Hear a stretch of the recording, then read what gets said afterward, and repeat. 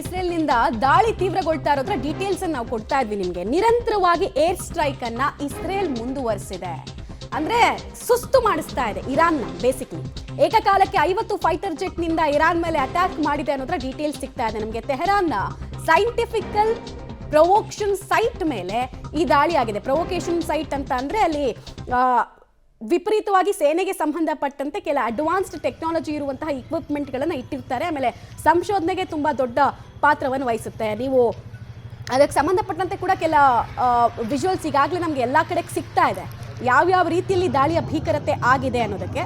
So Tehran ನಮಗೆ ಗೊತ್ತಿತ್ತು ಒಂದು ಇರಾನ್ನ ರಾಜಧಾನಿ ಮೇಲೆ ದಾಳಿ ಮಾಡ್ತಾ ಇದ್ದಾರೆ ಅಂತ. ಇರಾನ್ ಸುತ್ತಮುತ್ತ ಇರುವಂತಹ ಅಂದರೆ ಇರಾನ್ಗೆ ಅಸೆಟ್ಸ್ ಅಂತ ಯಾವ್ಯಾವ ಪ್ರದೇಶವನ್ನು ನಾವು ಕರಿತೀವಿ ಆ ಪ್ರದೇಶಗಳನ್ನು ಕೂಡ ಗುರಿಯಾಗಿಸ್ಕೊಂಡು ಪ್ರಿಸೈಸ್ಡ್ ದಾಳಿಯನ್ನು ಇಸ್ರೇಲ್ ಮಾಡ್ತಾ ಇದೆ. ಇರಾನ್ ದಾಳಿ ಬೆನ್ನಲ್ಲೇ ಸೈರನ್ಗಳು ಕೂಡ ಅಲ್ಲಲ್ಲಿ ಮುಳುಗ್ತಾ ಇದೆ.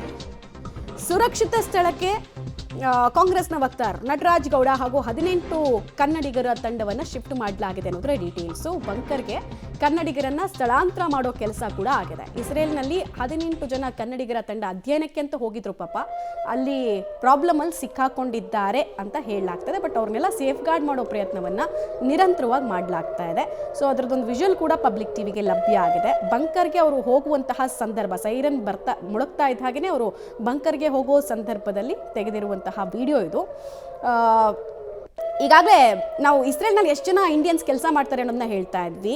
ಇರಾನ್ನಲ್ಲೂ ಕಡಿಮೆ ಇಲ್ಲ. ಇರಾನ್ನಲ್ಲಿ ಅಂದಾಜು 20,000 ಜನ ಭಾರತೀಯರು ಕೆಲಸ ಮಾಡ್ತಾ ಇದ್ರು. ಒಂದು ಜಬಾರ್ ಪೋರ್ಟ್ ಇದೆಯಲ್ಲ, ಆ ವಿಚಾರದಲ್ಲಿ ತುಂಬ ಜನ ಕೆಲಸ ಮಾಡ್ತಾ ಇದ್ದಾರೆ. ಮತ್ತೆ ಬೇರೆ ಬೇರೆ ಕೆಲಸದಲ್ಲೂ ಕೂಡ ಇದ್ದಾರೆ. ರೈಟ್, ಡೀಟೇಲ್ಸ್ ಕೊಡ್ತಾರೆ. ನೇರ ಸಂಪರ್ಕದಲ್ಲಿ ಜಾಯ್ನ್ ಆಗ್ತಾ ಇದ್ದಾರೆ ಸುಕೇಶ್. ಈಗ ನಟರಾಜ್ ಗೌಡ ಸೇರಿದಂತೆ 18 ಜನ ಕನ್ನಡಿಗರ ತಂಡ ಸೇಫ್ ಆಗಿ ಮೂವ್ ಮಾಡಲಾಗಿದೆಯಾ? ಎವ್ಯಾಕ್ಯುಯೇಷನ್ ಪ್ರೋಸೆಸ್ ಹೆಂಗೆ ನಡೀತಾ ಇದೆ?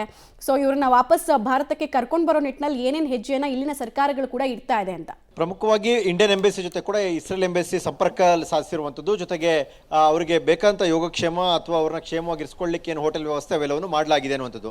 ಆದರೆ ಇಸ್ರೇಲ್ನ ರಾಜಧಾನಿಗೆ ಟಾರ್ಗೆಟ್ ಅನ್ನು ಮಾಡಿ ಕೂಡ ಇರಾನ್ ಕಡೆಯಿಂದ ಸಾಕಷ್ಟು ಮಿಸೈಲ್ಗಳ ದಾಳಿ ಕೂಡ ನಡೀತಾ ಇದೆ ಅನ್ನುವಂಥದ್ದು. ಒಂದು ಪ್ರತಿದಿನ ಕನಿಷ್ಠ 100ಕ್ಕೂ ಹೆಚ್ಚು ಮಿಸೈಲ್ಗಳನ್ನ ಬಿಡ್ತಾ ಇದ್ದಾರೆ ಅನ್ನುವಂಥ ಮಾಹಿತಿ ಕೂಡ ಅಲ್ಲಿರುವಂಥ ಕನ್ನಡಿಗರಿಗೆ ಬರ್ತಾ ಇದೆ ಅನ್ನುವಂಥದ್ದು. ಅದರಲ್ಲಿ ಏನೇ ಡಿಫೆನ್ಸ್ ಮಾಡಿದ್ರು ಕೂಡ ಸುಮಾರು 4-5 ಮಿಸೈಲ್ಗಳಾದರೂ ಬೇರೆ ಬೇರೆ ಸ್ಥಳಗಳಲ್ಲಿ, ಜನನಿಬಿಡ ಪ್ರದೇಶಗಳಲ್ಲಿ, ಖಾಲಿ ಸ್ಥಳಗಳಲ್ಲಿ ಬೇರೆ ಬೇರೆ ಕಡೆ ಮಿಸೈಲ್ಗಳು ಬಂದು ಬಡಿತಾ ಇರುವಂಥ ಘಟನೆಗಳು ನಡೀತಾ ಇದೆ ಅನ್ನುವಂಥದ್ದು. ಹಾಗಾಗಿ ಸೇಫರ್ ಸೈಡ್ ಅಲ್ಲಿ ಅಂಡರ್ಗ್ರೌಂಡ್ ಅಲ್ಲಿ ಅಂದ್ರೆ 3 ಫ್ಲೋರ್ನಷ್ಟು ಅಂಡರ್ಗ್ರೌಂಡ್ ಇರುವಂತಹ ಭೂಮಿ ಒಳಭಾಗದಲ್ಲಿ ಇರತಕ್ಕಂಥ ಸೆಲ್ಲರ್ಗಳಲ್ಲಿ ಅವ್ರನ್ನ ಇಡಲಾಗಿದೆ ಅನ್ನುವಂಥ ಮಾಹಿತಿ ಬರ್ತಾ ಇದೆ. ಹಾಗಾಗಿ ಕನ್ನಡಿಗರು ಕೂಡ 18 ಜನ ಆ ರೀತಿ ಸೇಫ್ ಆಗಿರುವಂಥ ಒಂದು ಸೆಲ್ಲರ್ನ ಒಳಗಡೆ ಇದ್ದಾರೆ. ಅಂದ್ರೆ ಮೇಲೆ ಬರ್ಲಿಕ್ಕೆ ಕೂಡ ಅವಕಾಶ ಇರುತ್ತೆ. ಆದರೆ ಸೈರನ್ ಆಗ್ತಾ ಇದ್ದಂತೆ 20 ನಿಮಿಷಗಳ ಸಮಯಾವಕಾಶದಲ್ಲಿ ಒಳಗಡೆ ಹೋಗಬೇಕು ಅನ್ನುವಂಥದ್ದು ಕೂಡ ಸೂಚನೆ ಇದೆ ಅನ್ನುವಂಥ ಮಾಹಿತಿ ಕೂಡ ಬರ್ತಾ ಇದೆ. ಹಾಗಾಗಿ ಇವೆಲ್ಲವನ್ನು ಕೂಡ ಪಾಲಿಸ್ತಾ ಇದ್ದೀವಿ. ಆದರೆ ಇರುವಂಥ ಸ್ಥಳದ ವಿಡಿಯೋ ಅಥವಾ ಚಿತ್ರೀಕರಣವನ್ನು ಹೊರಗಡೆ ಕಳುಹಿಸದ ರೀತಿಯಲ್ಲಿ ಒಂದು ಪ್ರೋಟೋಕಾಲ್ ಮೇಂಟೈನ್ ಮಾಡಬೇಕು ಅನ್ನುವಂಥ ಸೂಚನೆ ಕೂಡ ಇಸ್ರೇಲ್ ಎಂಬಸಿಯಿಂದ ಕೂಡ ಬಂದಿದೆ ಅನ್ನುವಂಥ ಮಾಹಿತಿ ಕೂಡ ಸಿಗ್ತಾ ಇದೆ. ಇವೆಲ್ಲದರ ಮಧ್ಯದಲ್ಲಿ ಆದಷ್ಟು ಶೀಘ್ರವಾಗಿ ಭಾರತಕ್ಕೆ ಬರುವ ನಿಟ್ಟಿನಲ್ಲಿ ಅಂದ್ರೆ ಸ್ವಲ್ಪ ಮಟ್ಟಿಗೆ ವಾತಾವರಣ ತಿಳಿಯಾಗ್ತಾ ಇದ್ದಂತೆ, ಫ್ಲೈಟ್ಗಳು ಆರಂಭ ಆಗ್ತಿದ್ದಂತೆ ಕಳಿಸ್ಕೊಳ್ಳಿಕ್ಕೆ ಬೇಕಾದಂಥ ಸಿದ್ಧತೆಗಳನ್ನು ಕೂಡ ಇಂಡಿಯನ್ ಎಂಬಸಿಯಲ್ಲಿ ಮಾಡ್ಕೊಳ್ತಾ ಇದೆ ಅನ್ನುವಂಥ ಮಾಹಿತಿ ಕೂಡ ಬರ್ತಾ ಇದೆ. ಮಮತಾ, ಧನ್ಯವಾದ ಸುಕೇಶ್ ತಮ್ಮೆಲ್ಲ ಮಾಹಿತಿಗಾಗಿ.